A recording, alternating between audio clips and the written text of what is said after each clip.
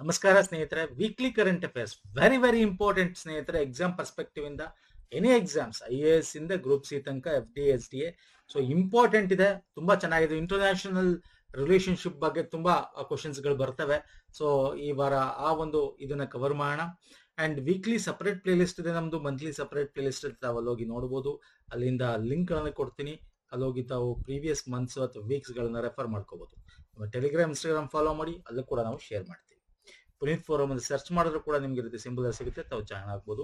ಬನ್ನಿ, ನಾನು ತಡ ಮಾಡಲ್ಲ, ಡೈರೆಕ್ಟ್ ಆಗಿ ಪ್ರಶ್ನೆಗಳನ್ನು ತಗೊಂಡು ಅದ್ರ ಬಗ್ಗೆ ಡೀಟೇಲ್ ಆಗಿ ಎಕ್ಸ್ಪ್ಲೇನ್ ಮಾಡ್ತಾ ಹೋಗ್ತೇನೆ.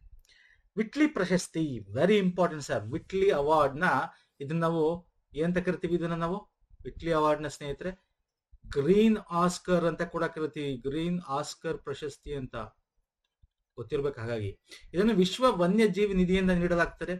ಪ್ರಕೃತಿ ಸಂರಕ್ಷಣೆಗೆ ನೀಡಿದ ಕೊಡುಗೆಗಳಿಗಾಗಿ ಇದನ್ನು ವಾರ್ಷಿಕವಾಗಿ ನೀಡಲಾಗುತ್ತದೆ. ಯಾವ ಹೇಳಿಕೆ ಸರಿ?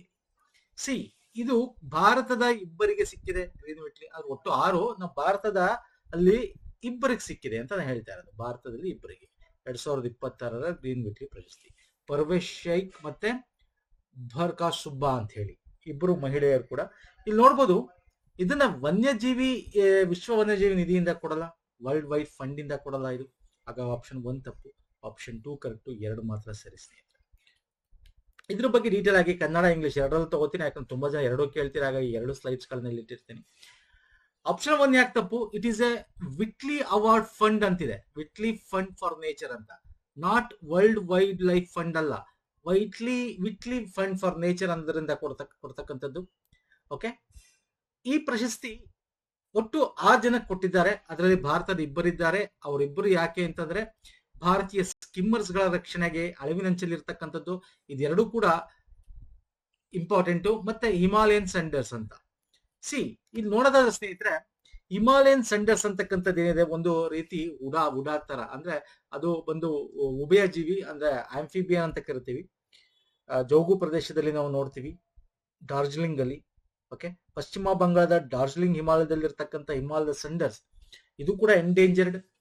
Indian skimmers is also classified endangered. So ಹಾಗಾಗಿ ವೆರಿ ಇಂಪಾರ್ಟೆಂಟ್. ಇಂಡಿಯನ್ ಸ್ಕಿಮ್ಮರ್ಸ್ ಅಂತಕ್ಕಂಥದ್ದು ಏನಂತಂದ್ರೆ ಈ ಒಂದ್ ರೀತಿ ಕತ್ತರಿ ತರ ಇರ್ತಕ್ಕಂಥ ಕೊಕ್ಕು ಹೊಂದಿರ್ತಕ್ಕಂಥ ಒಂದು ಪಕ್ಷಿ ಅದು. ಓಕೆ, ಇದು ಕೂಡ ನಾವು ಚಂಬಲ್ ರಿವರ್ ಅಲ್ಲಿ ನೋಡ್ತೀವಿ. Maximum 90% of this species is available ಭಾರತದಲ್ಲಿ ಮಾತ್ರ. ಇದೆರಡನ್ನು ರಕ್ಷಣೆ ಮಾಡಿರ್ತಕ್ಕಂಥದ್ದು ಈ ಭಾರತೀಯ ಸ್ಕಿಮ್ಮರ್ಸ್. ಈ ಕತ್ತರಿ ಕೊಕ್ಕು ಅಂತಕ್ಕಂಥ ಪಕ್ಷಿ ಏನಿದೆಯಲ್ಲ, ಇದನ್ನ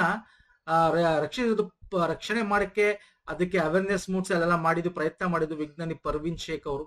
ಓಕೆ, ಹಿಮಾಲಯನ್ ಸಂಡರ್ಸ್ ಅಂತ ಏನಿರುತ್ತೆ, ಒಂದು ರೀತಿ ಉಡಾ ರೀತಿ, ಒಂದು ರೀತಿ ದೊಡ್ಡ ಹಲ್ಲಿ ಅಂತೇವಲ್ಲ, ಆ ರೀತಿ ಇರ್ತದೆ ಅದು ಬಂಗಾಳ. ಯಾಕಂದ್ರೆ ಅಲ್ಲಿ ಎಕೋಸಿಸ್ಟಮ್ಗೆ ಇದು ತುಂಬಾ ಇಂಪಾರ್ಟೆಂಟ್. ಹಾಗಾಗಿ ಇದನ್ನ ಸಂರಕ್ಷಣೆ ಮಾಡಿದ್ದು ಬರ್ಕಾ ಸುಬ್ಬಾ ಅವರು. ಸೊ ಅವರಿಗೆ ಸಿಕ್ಕಿರ್ತಕ್ಕಂಥ ಸ್ನೇಹಿತರೆ. ಯಾರು ಕೊಡೋದು? ವಿಟ್ಲಿ ಫಂಡ್ ಫಾರ್ ನೇಚರ್ ಅಂತ, ಇದು ಗ್ರೀನ್ ಆಸ್ಕರ್ ಅಂತಾನೆ ಕರಿತೀವಿ. ಅಂಡ್ ಇಲ್ಲಿ ನೋಡೋದಾದ್ರೆ ಇದ್ರ ಜೊತೆಗೆ ಘಾನದ ಇಸಾಟ್ ಸೀಡು, ಕ್ಯಾಮರೋನ್ ನ ಮರಿನಾ ಕೆಮ್, ಜಿಂಬಾಬ್ವೆಯ ಮೊರಂಗಲ್ಸ್ ಜೆಮ್ಜಿಬಾ, ಇಕ್ವೆಡಾರ್ನ ಪವೋಲಾ ಸೊಂಗೋಲಿಕ್ಲಿ ಅವರಿಗೆ ಕೂಡ ಸಿಕ್ಕಿದೆ. ಓಕೆ, ಸೊ ವೆರಿ ಇಂಪಾರ್ಟೆಂಟ್ ಇದು. ಇನ್ನು ಇದನ್ನ ನೋಡೋದಾದ್ರೆ ಏನ್ ಕೊಡ್ತಾರೆ? ಅಳಿವಿನಂಚಿರುವ ಪ್ರಭೇದಗಳು, ಆವಾಸ ಸ್ಥಾನಗಳ ಸಮುದಾಯ ನೇತೃತ್ವದ ರಕ್ಷಣೆಗೆ ಮೂಲಭೂತ ಗುಣಮಟ್ಟದಲ್ಲಿ ಅಸಾಧಾರಣ ಯಶಸ್ಸನ್ನು ಸಾಧಿಸುವವರಿಗೆ ಈ ಪ್ರಶಸ್ತಿ ಕೊಡಲಾಗ್ತಕ್ಕಂಥದ್ದು. 1993ರಲ್ಲಿ ಪ್ರಥಮವಾಗಿ ಸ್ಥಾಪನೆ ಮಾಡಲಾಯಿತು. ವಾರ್ಷಿಕವಾಗಿ ನೀಡ್ತಾ ಬರ್ತಾ ಇದ್ದಾರೆ ಇದನ್ನ. ಸೊ ಇದಕ್ಕೆ 50,000 ಪೌಂಡ್ಗಳಲ್ಲಿ ಕೊಡ್ತಕ್ಕಂಥದ್ದು ದುಡ್ಡನ್ನ ಕೊಡ್ತಾರೆ. ಸೊ ಇದಿಷ್ಟು ಇಂಪಾರ್ಟೆಂಟ್. ಕೇಳ್ತಾನೆ ಎಕ್ಸಾಮ್ಗಳಲ್ಲಿ ಏನನ್ನು, ಯಾವ ಒಂದು ಸ್ಪೀಶೀಸ್ಗಳು, ಇದು ಎಲ್ಲಿ ಸಿಗ್ತವೆ, ಮತ್ತೆ ಇದರ ಒಂದು IUCN ಯಾವ ಲಿಸ್ಟ್ ಅಡಿಯಲ್ಲಿ ಬರುತ್ತೆ. ಓಕೆ, ಇದು ಯಾರು ಕೊಡ್ತಾರೆ? ಗ್ರೀನ್ ಆಸ್ಕರ್ ಅಂತ ಏನ್ ಕರೀತಾರೆ, ಇವೆಲ್ಲ ಗೊತ್ತಿದೆ. ನೆಕ್ಸ್ಟ್ ಬರ್ತೀನಿ. ಭಾರತದ ಪ್ರಧಾನಿ ವೆರಿ ಇಂಪಾರ್ಟೆಂಟ್. 5 ನೇಷನ್ಸ್ಗೆ ಹೋಗ್ತಾರೆ ಸ್ನೇಹಿತರೆ. ಯಾವ್ದಾವ್ದೋ ಒಂದು, ಫಸ್ಟ್ UAE ಹೋಗ್ತಾರೆ, ಆಮೇಲೆ ಇಟ್ಲಿಗೆ ಹೋಗ್ತಾರೆ, ಆಮೇಲೆ ಅಲ್ಲಿನ ನೆದರ್ಲ್ಯಾಂಡ್ಸ್ ಹೋಗ್ತಾರೆ ಅಲ್ವಾ. ಇಲ್ಲಿ ನೆದರ್ಲ್ಯಾಂಡ್ಸ್ ನಾನು ಕರೆಂಟ್ ಅಫೇರ್ ಕ್ವಶನ್ ತಂದಿರೋದು. ಆಮೇಲೆ ನಾರ್ವೆಗೆ ಹೋಗ್ತಾರೆ, ಸ್ವೀಡನ್ಗೆ ಹೋಗ್ತಾರೆ. 5 ರಾಷ್ಟ್ರಗಳಿಗೆ ಹೋಗ್ತಾರೆ. ಒಂದು ನಾರ್ವೆ, ಸ್ವೀಡನ್. ನಿಮ್ಗೆ ಸ್ವೀಡನ್ಗೆ ಯಾಕೆ ಹೋಗ್ತಾರೆ ಅಲ್ಲಿಗೆ ಅಂದ್ರೆ ಅಲ್ಲಿ ನಮಗೆ ನಾರ್ಡಿಕ್ ಸಮ್ಮಿಟ್ ಇರುತ್ತೆ, ಇಂಡಿಯಾ ನಾರ್ಡಿಕ್, ಅಲ್ಲಿಗೆ ಹೋಗ್ತಾರೆ. ಓಕೆ, ಹಾಗಾಗಿ 5 ನೇಷನ್ಸ್ ಟ್ರಿಪ್ ಅವರು ಯುರೋಪ್ನ ಕಂಟ್ರಿಗಳಿಗೆ ಹೋಗಿದ್ರು, ಮತ್ತೆ UAE ಕೂಡ ಸೇರಿದ್ದು ಅದರಲ್ಲಿ. ಸೊ ಹಾಗಾಗಿ ಅದ್ರ ಬಗ್ಗೆ ಒಂದಷ್ಟು ಇಂಪಾರ್ಟೆಂಟ್ ಟಾಪಿಕ್ಸ್ ಏನ್ ಕರೆಂಟ್ ಅಫೇರ್ ಅಲ್ಲೇ ಯಾವ್ದು ಇಂಪಾರ್ಟೆಂಟ್ ಇಂಡಿಯನ್ ಪರ್ಸ್ಪೆಕ್ಟಿವ್ ಇಂದ, ಸೊ ಅದನ್ನ ನಾವು ನೋಡ್ತಾ ಹೋಗೋಣ. ಇತ್ತೀಚೆಗೆ ನೆದರ್ಲ್ಯಾಂಡ್ಸ್ಗೆ ಭಾರತಕ್ಕೆ ಹಿಂತಿರುಗಿಸಿದ ಅನೈಮಂಗಲಂ ತಾಮ್ರ ಫಲಕ ಕುರಿತು ಈ ಹೇಳಿಕೆಗಳನ್ನು ಪರಿಗಣಿಸಿ. ಓಕೆ, 11th ಸೆಂಚುರಿ 11ನೇ ಒಂದು ಶತಮಾನದ ಚೋಳ ಪ್ಲೇಟ್ಸ್ ನೆದರ್ಲ್ಯಾಂಡ್ ಯಾರು? Dutch sir. ಡಚ್ ಕಂಪನಿ ಅಂತ ಡಚ್ಚರು ಅಂತ ಏನ್ ಕರಿತಿದ್ವಿ ನಾವು, ಇತಿಹಾಸ ಓದಿದ್ರಲ್ಲ, ಅವ್ರು ತಗೊಂಡೋಗಿದ್ರು. ಓಕೆ, 17-18ನೇ ಶತಮಾನದಲ್ಲಿ ತಗೊಂಡೋಗಿದ್ರು ಅವರು, 1700 ಚಿಲ್ಲರೆ ಇಸ್ವಿಲಿ. ಇದು 11ನೇ ಶತಮಾನದ ಚೋಳದ ತಾಮ್ರ ಫಲಕಗಳು. ಓಕೆ, ಅದಕ್ಕೆ ಸಂಬಂಧಪಟ್ಟಂತೆ ನಾಗಪಟ್ಟಂನಲ್ಲಿರುವ ಬೌದ್ಧ ವಿಹಾರಕ್ಕೆ ರಾಜರಾಜ 1 ನೀಡಿದ ದೇಣಿಗೆಯನ್ನು ಅವು ದಾಖಲಿಸುತ್ತದೆ. ಶಾಸನಗಳನ್ನು ತಮಿಳು ಮತ್ತು ಸಂಸ್ಕೃತ ಎರಡರಲ್ಲೂ ಬರೆಯಲಾಗಿದೆ. 2 ಆಪ್ಷನ್ಸ್ ಕೂಡ ಕರೆಕ್ಟ್ ಸ್ನೇಹಿತರೆ. ಆಲ್ಮೋಸ್ಟ್ 4-5 ವರ್ಷದಿಂದ ಇದನ್ನ ಫಾಲೋ ಮಾಡ್ತಾ ಇದ್ರೆ ನಮಗೆ ಬೇಕು ಅಂತ. ಈ ಸಲ ಪ್ರಧಾನಮಂತ್ರಿ ಹೋಗಿದ್ರಿಂದ ಅವ್ರು ಘೋಷಣೆ ಕೂಡ ಮಾಡಿದ್ರು. ಇನ್ನೊಂದು 10-15 ಡೇಸ್ ಅಲ್ಲಿ ಭಾರತಕ್ಕೆ ಕೂಡ ಬರುತ್ತದು. 30 kg ತೂಕ ಇರ್ತಕ್ಕಂಥ ಸ್ನೇಹಿತರೆ, ಇಟ್ ಇಸ್ ಎ 30 kg ತೂಕ ಇರ್ತಕ್ಕಂಥ ಪ್ಲೇಟ್ಸ್ ಅದೆಷ್ಟು ಕೂಡ ಸೇರಿ. ಅದರಲ್ಲಿ 21 ಲಾರ್ಜ್ ಪ್ಲೇಟು, 3 ಸ್ಮಾಲ್ ಪ್ಲೇಟ್ಸ್ಗಳಿವೆ. ತಮಿಳ್ ಸಂಸ್ಕೃತ ಎರಡರಲ್ಲೂ ಕೂಡ ಇರ್ತಕ್ಕಂಥದ್ದು. ಫಸ್ಟ್ ಇದ್ರ ಬಗ್ಗೆ ತಿಳ್ಕೊತಾ ಹೋಗೋಣ. ಇದನ್ನ ಲೈಡೆನ್ ವಿಶ್ವದಲ್ಲಿ ವಶದಲ್ಲಿದ್ದು ಎಲ್ಲಿ? ನೆದರ್ಲ್ಯಾಂಡ್ ಅಲ್ಲಿ. ಹಾಗಾಗಿ ಲೈಡೆನ್ ತಾಮ್ರ ಫಲಕಗಳು ಅಂತ ಕೂಡ ಜನಪ್ರಿಯವಾಗಿ ಅದನ್ನ ಕರೀತಾರೆ. ಓಕೆ, ಈ ಸಹಭಾಗಿತ್ವದ ಒಂದು ಇದರ ಅಡಿಯಲ್ಲಿ ನೆದರ್ಲ್ಯಾಂಡ್ ನಮಗೆ ಕೊಡ್ತಾ ಇದೆ. ಅದು 21 ದೊಡ್ಡ 3 ಸಣ್ಣ ತಾಮ್ರದ ಫಲಕಗಳು ಇರ್ತಕ್ಕಂಥ ಚೋಳ ರಾಜೇಂದ್ರ ಚೋಳ 1, ಅದಕ್ಕೆ 1ನೇ ರಾಜರಾಜೇಂದ್ರ ಚೋಳ ಅಂತ ಕರಿತೀವಲ್ಲ, ಆ ಮುದ್ರೆ ಹೊಂದಿರುವ ಕಂಚಿನ ಉಂಗುರಗಳನ್ನು ಮತ್ತು ಕುಲತುಂಗ ಚೋಳ 1ರ ಮುದ್ರೆ ಹೊಂದಿರುವ ಮತ್ತೊಂದು ಗುಂಪು ಎರಡು ಸೇರಿ ಒಟ್ಟು 30 kg ತೂಕ ಇರತಕ್ಕಂಥ 21+3 ದೊಡ್ಡ 3 ಸಣ್ಣ ತಾಮ್ರದ ಫಲಕಗಳ ಒಂದು ಕಂಪ್ಲೀಟ್ ಅನ್ನ ಭಾರತಕ್ಕೆ ಕೊಡ್ತಾ ಇದ್ದಾರೆ. ಇದನ್ನ ನಾಗಪಟ್ಟಂನಿಂದ ನೆದರ್ಲ್ಯಾಂಡ್ಸ್ ಡಚ್ ಈಸ್ಟ್ ಕಂಪನಿ 1712ರಲ್ಲಿ ತಗೊಂಡೋಗಿತ್ತು. ಅವಾಗ ಡಚ್ ಮಿಷನರಿ ಫ್ಲೋರೆಂಟಿಯಸ್ ಕ್ಯಾಂಪರ್ ಅನ್ನೋರು ಇದನ್ನ ತಗೊಂಡೋಗಿದ್ರು. ಇದ್ರಲ್ಲಿ ಏನಿದೆ ಇದರಲ್ಲಿ ನೋಡಿ, ಇದು ವೆರಿ ಇಂಪಾರ್ಟೆಂಟ್. ಬೌದ್ಧಕ್ಕೋಸ್ಕರ, ಬುದ್ಧಿಸಂಗೋಸ್ಕರ, ಅದರ ವಿಹಾರಕ್ಕೋಸ್ಕರ ಅನ್ನೈಮಂಗಲಂ ಗ್ರಾಮ ದತ್ತಿ ಕೊಟ್ಟಿದ್ರು. ಯಾರು ಸರ್? ಚೋಳ ರಾಜ. ಓಕೆ, ಯಾರು ಕೊಟ್ಟಿದ್ರು? ಯಾರು ಇಲ್ಲ ನಿರ್ಮಿಸಿದ್ ಯಾರು ಅಂದ್ರೆ ಗೊತ್ತಾ ನಿಮ್ಗೆ? ಆಗ್ನೇಯ ಏಷ್ಯಾ ಅಂತ ಏನ್ ಕರಿತೀವಿ. ಓಕೆ, ಇಂಡೋನೇಷ್ಯಾದಲ್ಲಿ ಇದ್ದದ್ದು ಯಾರು? ಯಾವ ಒಂದು ಮನೆತನ ಹೇಳಿ ಫಟಾಫಟ್ ಅಂತ ಹೇಳ್ಬೇಕು ಸ್ನೇಹಿತರೆ. ಅವ್ರಿಗೆ ನೋಡಿ, ಇವೆಲ್ಲ ನಿಮ್ಗೆ ಕರೆಂಟ್ ಅಫೇರ್ ಅಲ್ಲಿ, ಈ ಕರೆಂಟ್ ಅಫೇರ್ ಇಟ್ಕೊಂಡು ಸ್ಟ್ಯಾಟಿಕ್ ಪೋರ್ಷನ್ ಅಲ್ಲಿ ಕ್ವಶನ್ಸ್ ಗಳು ಬರ್ತವೆ. ಅರ್ಥ ಆಗ್ತದೆ ನಾನು ಹೇಳ್ತಾ ಇರೋದು? ಫೈನ್. ಸೊ ಇದ್ರಲ್ಲಿ ಏನಿತ್ತು ಎಲ್ಲಾನು ಡೀಟೇಲ್ ಆಗಿ ಹೇಳ್ತೀನಿ. ಫಸ್ಟ್ ಇದನ್ನು ಮಾತಾಡ್ತಾ ಇವಿ, ತಮಿಳು ಮತ್ತು ಸಂಸ್ಕೃತದಲ್ಲಿದೆ. ಮಹತ್ವ ಏನಿದು? ಚೋಳ ಸಾಮ್ರಾಜ್ಯದ ಆಡಳಿತ, ತೆರಿಗೆ, ಭೂ ಸುಧಾರಣೆಗಳು, ನೀರಾವರಿ ವ್ಯವಸ್ಥೆ, ವ್ಯಾಪಾರ ಪದ್ಧತಿ, ಇದೆಲ್ಲ ಕೂಡ ಇದರಲ್ಲಿದೆ. ನೋಡಿ, ನಿಮ್ಗೆ ಹೇಳ್ತಿದ್ದೆ ಆಗ್ನೇಯ ಏಷ್ಯಾದ ಶ್ರೀವಿಜಯ ಆಡಳಿತಗಾರ. ಓಕೆ, ಅವನು ಇಲ್ಲಿ ಬಂದು ನಿರ್ಮಿಸಕ್ಕೆ ಒಂದು ಅವನಿಗೋಸ್ಕರ, ಅಂದ್ರೆ ಬುದ್ಧಿಸಂ ನಿಮ್ಗೆ ಗೊತ್ತಿದೆ, ಚೈನಾ, ಇಂಡೋನೇಷ್ಯಾ, ಇಲ್ಲಿ ಶ್ರೀಲಂಕಾಲೆಲ್ಲ ನಾವು ಭಾರತದಿಂದ ಹೋಗಿರ್ತಕ್ಕಂಥದ್ದು. ಸೊ ಹಾಗಾಗಿ ಬೌದ್ಧ ವಿಹಾರನ ನಾಗಪಟ್ಟಣಂನಲ್ಲಿ ನಿರ್ಮಾಣ ಮಾಡಕ್ಕೆ ಮತ್ತೆ ಅದಕ್ಕೆ ಗ್ರಾಮನ ದತ್ತಿಯಾಗಿ ಕೂಡ ಕೊಟ್ಟಿರ್ತಾರೆ. ಆ ಒಂದು ದಾಖಲೆ ಇದ್ರಲ್ಲಿ ಹೆಚ್ಚಾಗಿ ನಾವು ನೋಡ್ಬೋದು. ಇನ್ನು ಈ ಶ್ರೀವಿಜಯ ಮನೆತನದಲ್ಲಿ ಇರ್ತಕ್ಕಂಥವನು ಯಾರಪ್ಪ ಅಂತಂದ್ರೆ, ಆ ರಾಜ ಆ ಟೈಮಲ್ಲಿ ಯಾರಿದ್ದ ಅಂದ್ರೆ ಶ್ರೀಮಾರ ವಿಜಯೋತ್ತುಂಗ ವರ್ಮನ್ ಅಂತ. ಇವನು ಆಧುನಿಕ ಜಾವ ಇಂಡೋನೇಷ್ಯಾವಾಗಿದೆಯಲ್ಲ, ಅಲ್ಲಿ ಇವನ ಒಂದು ರಾಜ್ಯಾಡಳಿತ ಇತ್ತು. ಓಕೆ, ಅರ್ಥ ಆಗ್ತಿದೆಯಲ್ಲ? ಬೌದ್ಧ ವಿಹಾರಕ್ಕೋಸ್ಕರ ಚುಲಮರಣಿಮಾವರ್ಮ ವಿಹಾರ ಅಂತ ಕೂಡ ಅದ್ರಲ್ಲಿ ಕರೀತಾರೆ.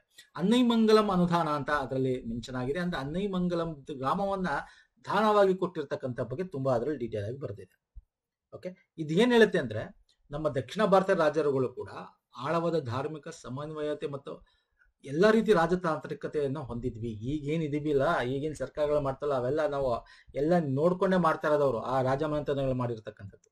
ಓಕೆ, ಸೊ ಇಲ್ಲಿ ಇನ್ನು ಏನೇನಿದೆ ಇದರಲ್ಲಿ ಇನ್ನು ಬೇರೆ ಬೇರೆ ಭೂಗಡಿಗಳ ಬಗ್ಗೆ, ತೆರಿಗೆ ವಿನಾಯಿತಿಗಳ ಬಗ್ಗೆ, ಸ್ಥಳೀಯ ಸಭೆ ಕರ್ತವ್ಯಗಳ ಬಗ್ಗೆ, ಸಭಾ ಅಥವಾ ಉಂಪುರ್ ಅಂತ ಕರಿತೀವಿ, ಅದರದಷ್ಟು ತಮಿಳಲ್ಲೂ ಇದೆ. ಮತ್ತೆ ವಿಸ್ತಾರ ರಾಜವಂಶದ ವಂಶಾವಳಿ ಸಂಸ್ಕೃತದಲ್ಲಿ ಅದರಲ್ಲಿದೆ. ಓಕೆ, ಮತ್ತೆ ರಾಜ ಚಿಹ್ನೆಗಳು ಇದೆ. ಅಲ್ಲಿ ಏನಿದೆ ಅಂದ್ರೆ, ಪಾಂಡ್ಯರ ಅವಳಿ ಮೀನು, ಚೇರರ ಬಿಲ್ಲು, ಅದ್ರ ಪಕ್ಕದಲ್ಲಿ ನೇರವಾಗಿ ಕುಳಿತಿರೋ ಚೋಳ. ಅಂದ್ರೆ ಇದೇನ್ ಹೇಳುತ್ತೆ ಅಂದ್ರೆ, ಚೋಳರು ಅವರಿಬ್ಬರನ್ನು ವಶಪಡಿಸ್ಕೊಂಡು ಅವ್ರ ಮೇಲೆ ನಾವು ವಿಜಯವನ್ನ ಸಾಧಿಸಿದ್ವಿ ಅನ್ನತಕ್ಕಂಥ ಸಂಕೇತ ಕೂಡ ಅದು ಸಾರತ್ತೆ ಅಂತ ಹೇಳ್ತಾರೆ. ಓಕೆ, ಅರ್ಥ ಆಗ್ತಿದೆ ನಾನು ಹೇಳ್ತಾ ಇರೋದು? ಇನ್ನು ಚೋಳರ ಬಗ್ಗೆ ಹೇಳೋದಾದ್ರೆ, ಸಂಗಮ್ ಸಾಹಿತ್ಯದಲ್ಲಿ ಮುವೇಂದರ್ ಅಂತ ಉಲ್ಲೇಖಿಸಲ್ಪಡುತ್ತೆ. ಓಕೆ, ತಮಿಳು ರಾಜವಂಶವಾಗಿತ್ತು. ವಿಜಯಾಲಯ ಒಂದು ಸ್ಥಾಪಕ ಪರಾಂತಕ ಚೋಳ, ಮಧುರೈಕೊಂಡ, ರಾಜರಾಜ ಚೋಳ, ರಾಜೇಂದ್ರ ಚೋಳ, ಇವರೆಲ್ಲ ತುಂಬಾ ಇಂಪಾರ್ಟೆಂಟ್ ಆಗಿರ್ತಕ್ಕಂಥದ್ದು. ಇವರು ಸಾಹಿತ್ಯಕ್ಕೆ ತುಂಬಾ ಇದು ಕೊಟ್ಟಿದ್ರು. ಪ್ರಮುಖವಾಗಿ ಕೃತಿಗಳು ಕೂಡ ರಚನೆ ಆಗಿತ್ತು ಆ ಟೈಮಲ್ಲಿ. ಓಕೆ, ಇನ್ನು ತಂಜಾವೂರಿನಲ್ಲಿ ಬೃಹದೇಶ್ವರ ದೇವಾಲಯ ಆಗಿರ್ಬೋದು, ವಾಸ್ತುಶಿಲ್ಪಕ್ಕೆ ಸಂಬಂಧಪಟ್ಟಂತೆ. ಧಾರಾಸುರಂನಲ್ಲಿ ಐರಾವತೇಶ್ವರ ದೇವಾಲಯ ಆಗಿರ್ಬೋದು, ಗಂಗೆಗೌಡ ಚೋಳಪುರಂ ದೇವಾಲಯಗಳು ಇವರ ಕಾಲದಲ್ಲಿ, ಚೋಳರ ಕಾಲದಲ್ಲಿ ಅತಿ ಹೆಚ್ಚು ಪ್ರಾಮುಖ್ಯತೆಯನ್ನು ಹೊಂದಿರತಕ್ಕಂಥ ದೇವಾಲಯಗಳು ಅಂತ ಹೇಳ್ಬೋದು ಸ್ನೇಹಿತರೆ. ಇದ್ರ ಬಗ್ಗೆ ನೀವು ಡೀಟೇಲ್ ಆಗಿ ಓದ್ಕೊಳ್ಳಿ. ಇಟ್ ಇಸ್ ನಾಟ್ ಇತಿಹಾಸ ಕ್ಲಾಸ್ ನಾನು ಮಾಡ್ತಾ ಇಲ್ಲ, ಹಾಗೆ ಕರೆಂಟ್ ಅಫೇರ್ ಆದ್ರಿಂದ ಒಂದಿಷ್ಟು ಇಂಪಾರ್ಟೆಂಟ್ ಪಾಯಿಂಟ್ಗಳು ಕೊಡ್ತಾ ಇದೀನಿ. ಚೋಳರ ಬಗ್ಗೆ ಬೇಕಾದ್ರೆ ಏನ್ ಬೇಕಾದ್ರೂ ಕೇಳ್ಬೋದು ನಿಮ್ಗೆ ಎಕ್ಸಾಮ್ ಅಲ್ಲಿ, ಆಸ್ ಎ ಸ್ಟ್ಯಾಟಿಕ್ ಪೋರ್ಷನ್ ಆಗಿ, ಯಾಕಂದ್ರೆ ಇದು ಸುದ್ದಿಯಲ್ಲಿದೆ. ಓಕೆ, ನೆಕ್ಸ್ಟ್ ಬರ್ತೀನಿ, ಮಹಿಳಾ ಸಬಲೀಕರಣ ಸಮಿತಿಗೆ ಸಂಬಂಧಪಟ್ಟಂತೆ. ಈಗ ಇತ್ತೀಚೆಗೆ ನಿಮ್ಗೆ GK ಗಳಲ್ಲಿ ಕೇಳ್ತಾ ಇದ್ದೇನೆ ಪ್ರಶ್ನೆಗಳು, ಕಮಿಟಿಗಳು, ಓಕೆ, ಪಾರ್ಲಿಮೆಂಟರಿ ಕಮಿಟಿಗಳಿಗೆ ಎಸ್ಪೆಷಲಿ ಈ ತರದ್ದು ಯಾವ್ದಾರು ಹೊಸದಾಗಿ ಏನಾದ್ರು ಕರೆಂಟ್ ಅಫೇರ್ ಇದ್ದಾಗ ಕೇಳ್ತಾರೆ. ಓಕೆ, ಹಾಗಾಗಿ ಈಗ ಒಂದು ಮಹಿಳಾ ಸಬಲೀಕರಣಕ್ಕೋಸ್ಕರ ಒಂದು ಕಮಿಟಿ ಮಾಡಿದ್ದಾರೆ, ಓಕೆ, ಸ್ಪೀಕರ್. ಹಾಗಾಗಿ ಅದ್ರ ಬಗ್ಗೆ ನೋಡೋಣ ಬನ್ನಿ. ಇದು ಲೋಕಸಭೆ ಮತ್ತು ರಾಜ್ಯಸಭೆ ಸದಸ್ಯರನ್ನು ಒಳಗೊಂಡ ಜಂಟಿ ಸಂಸದೀಯ ಸಮಿತಿಯಾಗಿದ್ದು ಮಹಿಳೆಯರ ಸ್ಥಾನಮಾನ ಸುಧಾರಿಸುವ ಕ್ರಮವನ್ನು ಪರಿಶೀಲಿಸುತ್ತದೆ. ಮಹಿಳಾ ಕಲ್ಯಾಣ ಮತ್ತು ಲಿಂಗ ಸಮಾನತೆ ಸಂಬಂಧಿಸಿದ ಶಾಸನವನ್ನು ಸಂಸತ್ನಲ್ಲಿ ಪರಿಚಯಿಸುವ ಅಧಿಕಾರ ಸಮಿತಿಗಿದೆ. ಯಾವ ಆಪ್ಷನ್ ಸರ್ ಕರೆಕ್ಟ್ ಸ್ನೇಹಿತರೆ? ಎರಡೂ ಆಪ್ಷನ್ ಕರೆಕ್ಟಾ? ಎರಡು ಆಪ್ಷನ್ ಕರೆಕ್ಟಾ?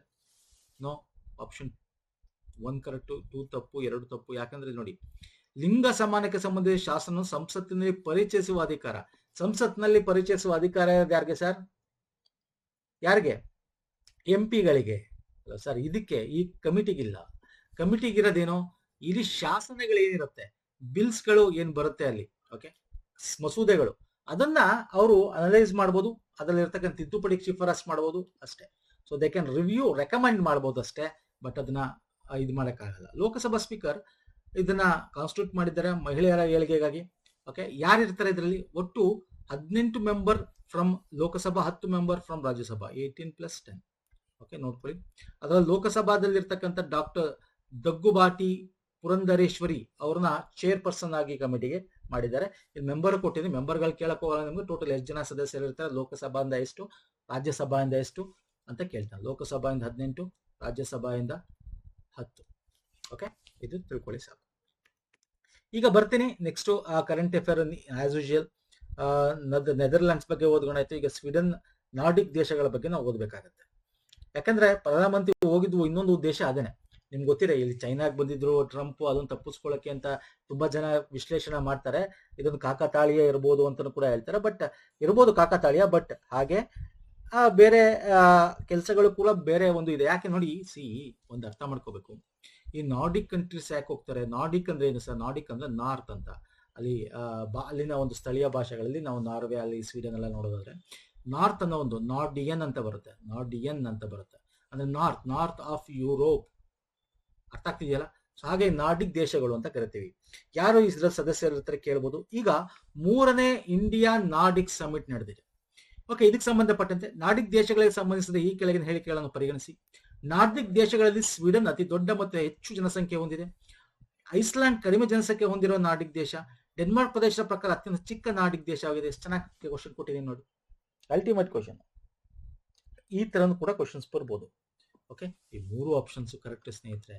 ಆದ್ರೆ 4ನೇ ತಪ್ಪು. ಫಿನ್ಲ್ಯಾಂಡ್ ಮತ್ತು ಐಸ್ಲ್ಯಾಂಡ್ ಸಾಂವಿಧಾನಿಕ ರಾಜಪ್ರಭುತ್ವ ಅಂತ ಕೊಟ್ಬಿಟ್ಟೆ. ಇಲ್ಲಿ ಸಾಂವಿಧಾನಿಕ ಅಂದ್ರೆ ಮಾನಾರ್ಚಿ, ರಾಜಪ್ರಭುತ್ವ ಅಂದ್ರೆ monarchy. It is not monarchy. Monarchy ಅಲ್ಲ, ರಾಜರಿಂದ ಆಳ್ವಿಕೆ ನಡೆಸ್ತಾ ಇದೆಯಾ ಇದು?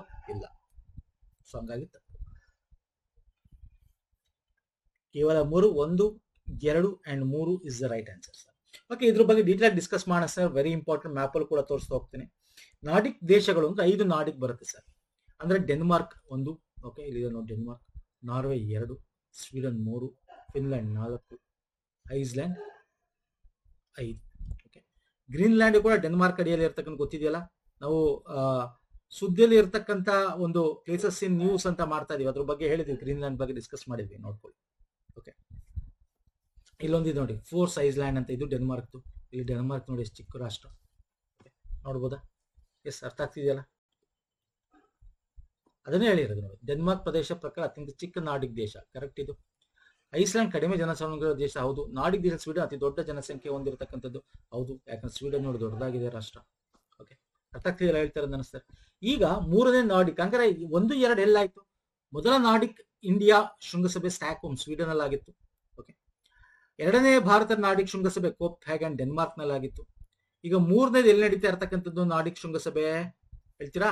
ನಾರ್ವೆಲ್ ನಡೀತಾ ಇದೆ. ಇಲ್ಲಿ ಸರ್ ನಾರ್ವೆ, ಇಲ್ಲಿ ನಾರ್ವೆ, ಸ್ವೀಡನ್, ಡೆನ್ಮಾರ್ಕ್, ಈಗ ನಾರ್ವೆಲ್ ನಡೀತಾ ಇದೆ. 4ನೇದು ಎಲ್ಲಿ ನಡೆಯುತ್ತೆ? ಫಿನ್ಲ್ಯಾಂಡ್ ಅಲ್ಲಿ ನಡೆಯುತ್ತೆ. ಓಕೆ, ಸೊ ಇದು ನೋಡೋದಾದ್ರೆ ಒಂದಷ್ಟು ಸಾರಾಂಶಗಳನ್ನು ಕೊಡ್ತೀನಿ. ಮುಖ್ಯವಾಗಿ ಸ್ನೇಹಿತರೆ, ನಮ್ಗೆ ಇದನ್ನ ಒಂದ್ ಲೈನ್ ಅಲ್ಲಿ ಹೇಳೋದಾದ್ರೆ, USA ಏನು ಈ ಟ್ಯಾಕ್ಸ್ ಟಾರಿಫ್ಗಳನ್ನ ಹಾಕಿ ನಮ್ಮೇಲೆ ಜಡಿತಾ ಬಂತು. ಸೊ ಭಾರತ ಬೇರೆ ಬೇರೆ ಕಡೆ, ಆಗ್ನೇಯ ಏಷ್ಯಾ ನಾವು ನೋಡಿದ್ವಿ ಅಲ್ವಾ ಸರ್? ಆಗ್ನೇಯ ಏಷ್ಯಾ ಅಂತಂದ್ರೆ ಏನು? ನಮ್ಮ ಈ ಒಂದು ಯಾವುದು ಫಿಲಿಪೈನ್ಸ್ ಆಗಿರ್ಬೋದು, ಇಂಡೋನೇಷಿಯಾ ಆಗಿರ್ಬೋದು, ಈ ಸೈಡ್ ನಾವು ಹೆಚ್ಚು ನೋಡಕ್ ಹೋದ್ವಿ, ಮಯನ್ಮಾರ್ ಈ ಕಡೆ ಸೈಡು. ಆಮೇಲೆ ಈಗ ಯುರೋಪ್ ಅಲ್ಲಿ ನಾರ್ತ್ ಯುರೋಪ್ ಕಾನ್ಸಂಟ್ರೇಟ್ ಮಾಡ್ತಾ ಇದೀವಿ. ಯುರೋಪ್ ಜೊತೆ ಯುರೋಪಿಯನ್ ಫ್ರೀ ಟ್ರೇಡ್ ಅಗ್ರಿಮೆಂಟ್ ಕೂಡ ಮಾಡ್ಕೊಂಡಿದೀವಿ ಅಲ್ವಾ sir. Mother of all deals ಅಂತ ಕರಿತೀವಿ. ಇವೆಲ್ಲ ಓದ್ಕೊಳ್ಳಿ ಸ್ನೇಹಿತರೆ, ಇವೆಲ್ಲ ಬೇಕು ಎಕ್ಸಾಮ್ ಪರ್ಸ್ಪೆಕ್ಟಿವ್ ಇಂದ. ಜೊತೆಗೆ ಇದು ಕೂಡ ಇವಾಗ ಕಂಪ್ಲೀಟ್ ನಾವು ನಾರ್ತ್ ಆಫ್ ಯುರೋಪ್ಗೆ ಕಾನ್ಸಂಟ್ರೇಟ್ ಮಾಡ್ತೇವೆ. ಯಾಕಂದ್ರೆ ನಮ್ಮ ಒಂದು ಆಮದು ಏನ್ ಮಾಡ್ತೀವಿ ಅದು ಯು ಎಸ್ ತಗೊಳ್ಳಿಲ್ಲ ಅದನ್ನ ಬೇರೆ ಬೇರೆ ಕಡೆ ಹಂಚಬೇಕಲ್ಲ, ನಮ್ಮ ಒಂದು ಫಾರೆಸ್ಟ್ ನ ದೃಢವಾಗಿ ಇಟ್ಕೋಬೇಕಲ್ಲ. ಸೊ ಹಂಗಾಗಿ ಈ ಶೃಂಗಸಭೆಯಲ್ಲಿ ಏನೇನು ಡಿಸ್ಕಸ್ ಮಾಡಿದ್ವಿ ನೋಡಿ. ಕಾರ್ಯತಂತ್ರ ಪಾಲುದಾರಿಕೆ ಇಲ್ಲಿ ಕಂಪ್ಲೀಟ್ ಆಗಿ ನಾವು ಹಸಿರು ತಂತ್ರಜ್ಞಾನ, ನಾವೀನ್ಯತೆಯಿಂದ ಕೂಡಿರ್ಬೇಕು, ಪಾಲುದಾರಿಕೆಗಳು, ಫಾರಿನ್ ಡೈರೆಕ್ಟ್ ಇನ್ವೆಸ್ಟ್ಮೆಂಟ್ ಬಗ್ಗೆ, ಸೊ ಎಲ್ಲ ರೀತಿ ಕೂಡ ಇಲ್ಲಿ ಡಿಸ್ಕಸ್ ಮಾಡ್ತಾ ಹೋಗ್ತಾರೆ ಸ್ನೇಹಿತರೆ. ಸುಸ್ಥಿರ ಅಭಿವೃದ್ಧಿ ಬಗ್ಗೆ, ಓಕೆ, ನಿಯಮ ಆಧಾರಿತ ಜಾಗೃತಿಕ ಕ್ರಮಗಳ ಬಗ್ಗೆ, ಪ್ರಜಾಪ್ರಭುತ್ವ ಮೌಲ್ಯ ಬಗ್ಗೆ ಎಲ್ಲರ ಮೇಲೆ ಕಾನ್ಸಂಟ್ರೇಟ್ ಮಾಡ್ತಾರೆ. ಎಸ್ಪೆಷಲಿ ಭಾರತ ಮತ್ತು EFTA ನೋಡಿ, ಮತ್ತು ಒಪ್ಪಂದ ಮತ್ತೆ TEPA. ಇದೇನು ಸರ್ ಇದು ನಾವು 2025 ಮಾಡ್ಕೊಂಡಿರ್ತೀವಿ. ಅದ್ರ ಬಗ್ಗೆ ಕೂಡ ಇದು ಮಾತಾಡ್ತಾರೆ. ಏನದು India EFTA trade and economic partnership agreement ಅಂತ ಕರಿತೀವಿ. ಓಕೆ, ಇನ್ನೊಂದು EFTA ಅಂದ್ರೆ ಯುರೋಪಿಯನ್ ಫ್ರೀ ಟ್ರೇಡ್ ಅಸೋಸಿಯೇಷನ್ ಅಂತ ಕರಿತೀವಿ. ಇದರಲ್ಲಿ ಐಸ್ಲ್ಯಾಂಡ್ ಇದೆ, ಲಿಚೆನ್ಸ್ಟೈನ್ ಇದೆ, ನಾರ್ವೆ ಇದೆ, ಸ್ವಿಟ್ಜರ್ಲ್ಯಾಂಡ್ ಇದೆ. ಒಟ್ಟು $100, ಓಕೆ, $100 USD, ಓಕೆ, 100 ಶತಕೋಟಿ USD ಅಷ್ಟು ಹೂಡಿಕೆಗಳ ಬಗ್ಗೆ ಇದ್ರಲ್ಲಿ ಮಾತಾಡ್ತಾರೆ. ಅದನ್ನು ಕೂಡ ಇಲ್ಲಿ ಎತ್ತಿ ಹಿಡಿತಾರೆ ಅವರು ಕೂಡ. ಓಕೆ, ನೇರ ಉದ್ಯೋಗ ಸೃಷ್ಟಿ ಆಗುತ್ತೆ ಭಾರತದಕ್ಕೆ. FDI ಹರಿದು ಬರುತ್ತೆ. ಭಾರತ ಕೂಡ FDI ನಾನು ಹೇಳ್ತಾ ಹೋಗ್ತೀನಿ ಸ್ನೇಹಿತರೆ. ಕೈಗಾರಿಕಾ ಕ್ಷೇತ್ರದಲ್ಲಿ, ಎಸ್ಪೆಷಲಿ ರಕ್ಷಣಾ ಕೈಗಾರಿಕಾದಲ್ಲಿ ಈ ದೇಶಗಳಿಗೆ, ನಾರ್ಡಿಕ್ ರಕ್ಷಣಾ ಸಂಸ್ಥೆಗಳಿಗೆ 100% FDI ಕೊಡ್ತೀವಿ ಅಂತ ಹೇಳಿದ್ದಾರೆ. ಇದರಿಂದ FDI ಕೂಡ ಹರಿದು ಬರುತ್ತೆ ಇಲ್ಲಿಗೆ. Okay, this also very important. ಮತ್ತೆ ಹವಾಮಾನಕ್ಕೆ ಸಂಬಂಧಪಟ್ಟಂತೆ ನೀಲಿ ಬ್ಲೂ ಎಕನಾಮಿಕ್ ಸಂಬಂಧಪಟ್ಟ ಕೂತ ಮಾತಾಡ್ತಾರೆ. ಇಂಗಾಲದಿಂದ ಮುಕ್ತವಾಗಿರ್ಬೇಕು. ಅದಕ್ಕೆ ಲೀಡ್ IT 2.0 ಸದಸ್ಯರಾಗಿ ಐಸ್ಲ್ಯಾಂಡ್ ಕೂಡ ಸೇರ್ಪಡ. ವಾಟ್ ಇಸ್ ಲೀಡ್ IT ನೋಡಿ, ಇವೆಲ್ಲ ಸುದ್ದಿಯಲ್ಲಿ ಇದಿರಲ್ಲ, ನಿಮ್ಗೆ ಇದನ್ನೇ ಕೇಳಬೇಕು ಅಂತಿಲ್ಲ. ಬೇಕಾದ್ರೆ ನಿಮ್ಗೆ ಲೀಡ್ IT ಬಗ್ಗೆ ಕೇಳ್ಬೋದು. What is lead IT? ಇದು ಕೂಡ ನಾವು ಲಾಸ್ಟ್ ಇಯರ್ 2025 ನಾವು ಕೂಡ ಮಾಡ್ಕೊಂಡಿರ್ತೀವಿ. ಇಂಡಿಯಾ ಮತ್ತೆ ಸ್ವೀಡನ್ ಸೇರಿ ಇದನ್ನ ಮಾಡಿರ್ತಾರೆ. Leadership group for industry transition ಅಂತ. Especially chemical industry, steel, cement, chemical ಇಂಡಸ್ಟ್ರಿಗಳಲ್ಲಿ ಹೆಚ್ಚು ಕಾರ್ಬನ್ ಹೊರ ಬರುತ್ತೆ. ಅದನ್ನು ತಡಿಬೇಕು ಅಂತೇಳಿ 2050 ಒಳಗೆ. ಅದಕ್ಕೆ ಬೇರೆ ಬೇರೆ ರೀತಿ ಟೆಕ್ನಾಲಜಿ ತರಬೇಕು, ಇಂಡಸ್ಟ್ರಿ ಟ್ರಾನ್ಸಿಷನ್ ಮಾಡಬೇಕು, ಫೈನಾನ್ಷಿಯಲ್ ಸಪೋರ್ಟ್ ಬರಬೇಕು, ಎಮರ್ಜಿಂಗ್ ಎಕಾನಮಿಕ್ಸ್ ಗಳನ್ನ ಜೊತೆಗೆ ಈ ಒಂದು ಗ್ರೂಪ್ ಅಲ್ಲಿ ಸೇರಿಸ್ಕೋಬೇಕು. ಸೊ ಇವೆಲ್ಲ ಇದರಲ್ಲಿ ಬರುತ್ತೆ. ಅದಕ್ಕೆ ಹವಾಮಾನ ಕ್ರಿಯೆ ಮತ್ತು ನೀಲಿ ಆರ್ಥಿಕತೆಗೆ ಇದೊಂದು ವೇದಿಕೆಯಾಗಿ ಕನ್ವರ್ಟ್ ಆಗ್ತಾ ಇದೆ. ಸೊ ಇದ್ರ ಬಗ್ಗೆನೂ ಕೂಡ ಮಾತಾಡ್ತಾರೆ ಸ್ನೇಹಿತರೆ. ಓಕೆ, ಸೊ ಇದು ಬಿಟ್ಟು ತಂತ್ರಜ್ಞಾನ ಬಗ್ಗೆ, ಬಾಹ್ಯ ರಕ್ಷಣಾ ಬಗ್ಗೆ ಭಾರತ AI ಸಮಿಟ್ ಮಾಡ್ತು ಯಶಸ್ವಿಯಾಗಿ 2026.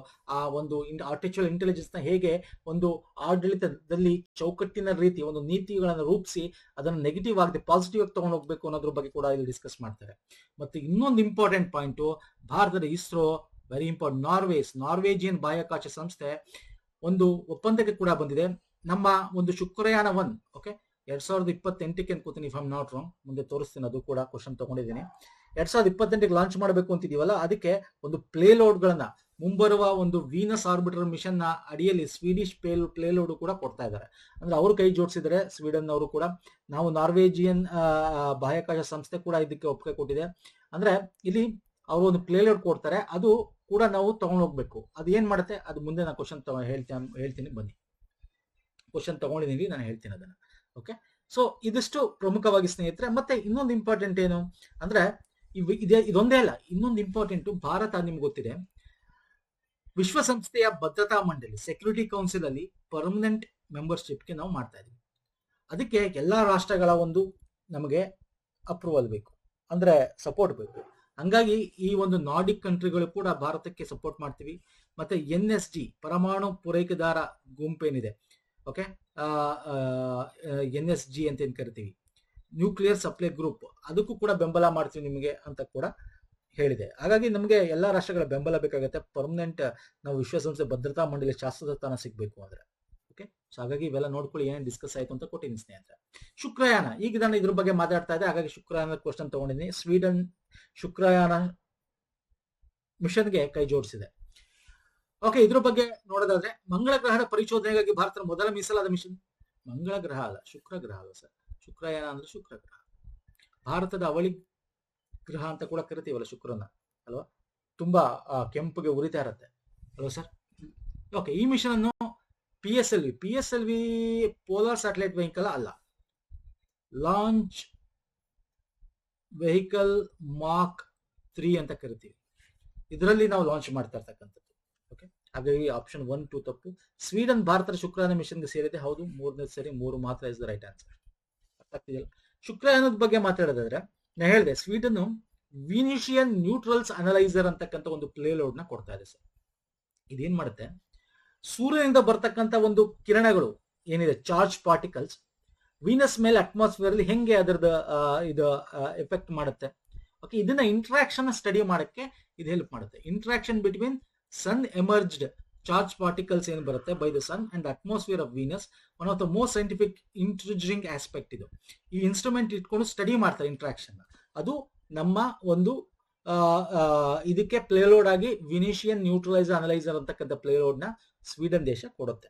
ಓಕೆ, ನಾವು ಇದನ್ನ 2028 ಮಾರ್ಚ್ ಲಾಂಚ್ ಮಾಡಬೇಕು ಅನ್ಕೊಂಡಿದೀವಿ. LMV3 1233 crore ಇನ್ವೆಸ್ಟ್ ಮಾಡ್ತಾ ಇರ್ತಕ್ಕಂಥದ್ದು.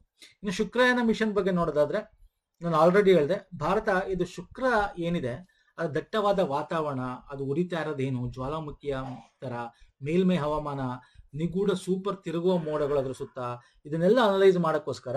ಮತ್ತೆ ಶುಕ್ರ ಹಾಗಾದ್ರೆ ಮೊದಲು ಅದ್ರಲ್ಲಿ ನೀರಿತ್ತ, ಒಮ್ಮೆ ದ್ರವ ರೂಪದ ಸ್ಥಿತಿಯಲ್ಲಿತ್ತ ಅದು ಅನ್ನೋದ್ರ ಬಗ್ಗೆ, ಹಸಿರು ಮನೆ ಒಂದು ಗ್ರೀನ್ ಹೌಸ್ ಗ್ಯಾಸಸ್ ಎಮರ್ಜ್ ಆಗಕ್ಕಿಂತ ಮುಂಚೆ, ಸೊ ಇವನ್ನೆಲ್ಲ ಕೂಡ ಸ್ಟಡಿ ಮಾಡುತ್ತೆ.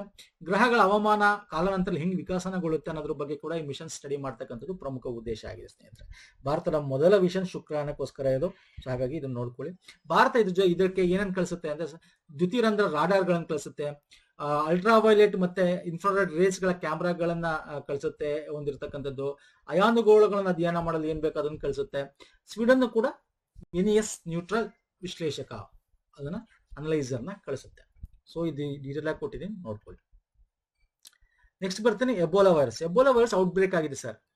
ಎಲ್ಲಿ? ಡೆಮೋಕ್ರೆಟಿಕ್ ರಿಪಬ್ಲಿಕ್ ಆಫ್ ಕಾಂಗೋದಲ್ಲಿ, ಎಲ್ಲಿ? ಆಫ್ರಿಕಾದಲ್ಲಿ. ಓಕೆ, ಇದೊಂದು WHO ಇದೆಯಾ, ವರ್ಲ್ಡ್ ಹೆಲ್ತ್ ಆರ್ಗನೈಸೇಷನ್, ಒಂದು ಪ್ಯಾಂಡಮಿಕ್ ತರ ಇದು, ಆದ್ರೆ ಪ್ಯಾಂಡಮಿಕ್ ಅಲ್ಲ ಅಂತ ಕೂಡ ಹೇಳಿದೆ. ಅಕ್ಕಪಕ್ಕದ ರಾಷ್ಟ್ರ ಹುಷಾರಾಗಿರಿ ಅಂತ ಹೇಳಿದೆ, ಯಾಕಂದ್ರೆ ಇದು ಬಂದ್ರೆ ಅಷ್ಟು ಬೇಗ ಹೋಗಲ್ಲ, ಜನಗಳು ತುಂಬಾ ಸಾಯ್ತಾರೆ ಅಂತ ಹೇಳಿ. ಇದು ಪ್ರಾಣಿಜನ್ಯ ಕಾಯಿಲೆ ಆಗಿದ್ದು, ಇದು ಮುಖ್ಯವಾಗಿ ಹಣ್ಣು ಹಂಪಲುಗಳಿಂದ ಮನುಷ್ಯರಿಗೆ ಹರಡ್ತಾ ಹೋಗುತ್ತೆ. ಈ ವೈರಸ್ ಮುಖ್ಯವಾಗಿ ಇನ್ಫ್ಲೂಯೆನ್ಸಾ ದಂತಹ ದೂರದವರೆಗೆ ವಾಯುಗಾಮಿ ಅಂದ್ರೆ ಏರ್ಬೋನ್ ಮುಖಾಂತರ ಹೋಗುತ್ತೆ ಅಂತ, ಏರ್ಬೋನ್ ಮುಖಾಂತರ ಹರಡಲ್ಲ ಇದು. ಈ ರೋಗವು ಹೆಚ್ಚಿನ ಸಾವಿನ ಪ್ರಮಾಣ ಹೊಂದಿದೆ ಮತ್ತು ಆಫ್ರಿಕನ್ ಕಡೆ ಹೆಚ್ಚಾಗಿ ಏಕಾಏಕಿ ಹರಡುವಿಕೆಯನ್ನು ವರದಿಯಾಗಿದೆ. ಹೌದು sir, option 1 and 3 is the right answer. Option 2 ತಪ್ಪು. ಯಾಕಂದ್ರೆ ಇದು ಹೆಂಗ್ ಹರಡುತ್ತೆ ಅಂದ್ರೆ, ಯಾರಿಗೆ ಇನ್ಫೆಕ್ಟೆಡ್ ಆಗಿರುತ್ತೆ ಅವರ ರಕ್ತ, ಅವರ ಒಂದು ಏನಾದ್ರು ಜೊಲ್ಲು ಏನಾದ್ರು ಆರಿದ್ರೆ, ಅವರ ಒಂದು ಸಿಂಬಳ ಅಂತೀವಿ ಅದರಿಂದ, ಅಥವಾ ಮಲಮೂತ್ರಗಳು ಆಗಿರ್ತಕ್ಕಂಥದ್ದನ್ನ ಟಚ್ ಮಾಡೋದ್ರಿಂದ, ಸೊ ಈ ರೀತಿಯ ಒಂದು ಡೈರೆಕ್ಟ್ ಒಂದು ಇದು ಬರೋದ್ರಿಂದ ಇದು ಹರಡುತ್ತೆ ಸ್ನೇಹಿತರೆ. ಓಕೆ, ಇದು ಏನಾಯ್ತು ಇವಾಗ, ಅಲ್ಲಿ 80ಕ್ಕಿಂತ ಹೆಚ್ಚು ಜನ, ತುಂಬಾ ಜನ 90 ಜನ ಸತ್ತಿದ್ದಾರೆ ಅಲ್ಲಿ. ಉಗಾಂಡದಲ್ಲೂ ಕೂಡ, ಅದು ಪಕ್ಕದ ಉಗಾಂಡ ಕೂಡ ಹರಡಿದೆ. ಹಂಗಾಗಿ ಇದರ ಕನ್ಸರ್ನ್ಸ್ ನ WHO ಹೇಳಿದೆ ಸ್ನೇಹಿತರೆ. ಇನ್ನು ಇದ್ರ ಬಗ್ಗೆ ನೋಡೋದಾದ್ರೆ, this is very important sir. ಇದು it is a caused by, ಈ ಒಂದು ಎಬೋಲಾ ಅಂತಕ್ಕಂಥದ್ದು ಏನಾಗಿದೆ ಇಲ್ಲಿ, caused by Bundibugyo virus ಅಂತಕ್ಕಂಥ ಒಂದು ಇದು. ಇಲ್ಲಿ ಕನ್ನಡದಲ್ಲಿ ತೋರಿಸ್ತಾ ಹೋಗ್ತೀನಿ.